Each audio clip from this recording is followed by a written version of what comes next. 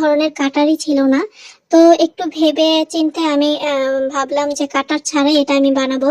কেননা আমি এর আগেও ফন্ডেন্টের কাটার ছাড়া অনেক কিছুই বানিয়েছি, আলহামদুলিল্লাহ আমার কোনো কাটার লাগেনি। যখন আমি নতুন নতুন বিজনেস শুরু করেছিলাম তখন কিন্তু হুট করে একটা অর্ডার আসতো যেখানে একটা মোল্ড লাগবে, এটা আমি কিনে আনতাম। পরবর্তীতে ওই ধরনের ডিজাইন কিন্তু তেমন একটা আসতো না, বা কবে অর্ডার আসে তারও কোনো ঠিক ঠিকানা ছিল না। সো মোল্ডটা কিন্তু ওইভাবেই পড়ে থাকতো, প্রচুর পরিমাণে টাকাও নষ্ট হতো একটা কেকের জন্য। যার কারণে আমি বেশিরভাগ ফন্ডেন্টের কাজগুলো নিখুঁতভাবে করা ট্রাই করি এবং হাত দিয়েই করি। কাঠগোলাপ বানানোর জন্য আমার যে ভিজিটিং কার্ডটা রয়েছে সেটা আমি পাতা শেপ করে সুন্দর করে কেটে নিয়েছি, যাতে আমি এটার পাতা শেপটা দিতে পারি। এবং ভিডিওতে দেখানো অনুসারে এটার মাপ মতো আমি ফন্ডেন্টটাকে কেটে নিচ্ছি। আপনারা ভিডিওতে দেখলেই কিন্তু বুঝতে পারবেন আমি কিন্তু খুব সহজভাবে এবং সুন্দরভাবে পাতা শেপটা কেটে নিয়েছি এবং তা আমি স্মুথ করে দিয়েছি একটু হাত দিয়ে। এরকম ভাবে আমি সবগুলো পাতা কেটে নেব।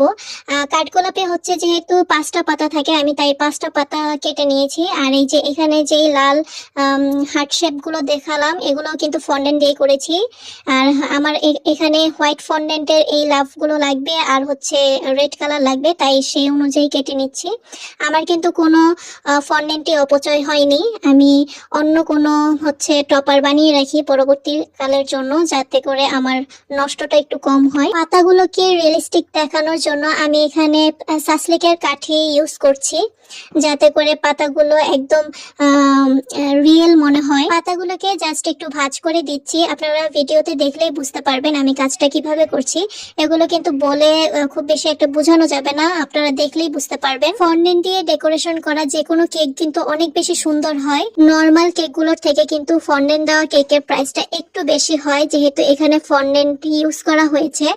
আর ফন্ডেন্টের আলাদা একটা প্রাইস আছে যেটা অ্যাড হয়। আর ফন্ডেন্ট দিয়ে কাজ করতে কিন্তু অনেক বেশি সময় লাগে, আপনারা ভিডিওতে দেখলেই বুঝতে পারবেন। এটার কোনো প্রাইস কিন্তু আমরা রাখি না, শুধুমাত্র ফন্ডেন্টের যে এক্সট্রা প্রাইসটা আছে সেটাই রাখি। তারপরেও কিন্তু কাস্টমাররা বলে আমরা নাকি প্রাইস বেশি রাখি। ভাই, এই যে কষ্টটা, এই কষ্টটার মূল্য কিন্তু আমরা রাখছি না ধরতে গেলে। তো দেখতেই পাচ্ছেন আমি কিন্তু 5টা পাপড়ি এখানে আস্তে আস্তে লাগিয়ে দিয়েছি।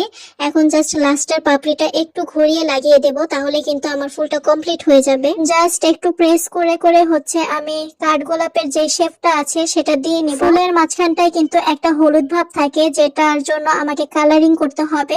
আমি সেমিজেল কালার দিয়ে কালারিং করে নিয়েছি, সেটা অন্য একটা ভিডিওতে আমি পরবর্তীতে শেয়ার করে দিব। এই তো দেখুন কত সুন্দর লাগছে, আর কালারিং করলে কিন্তু আরো বেশি সুন্দর লাগবে।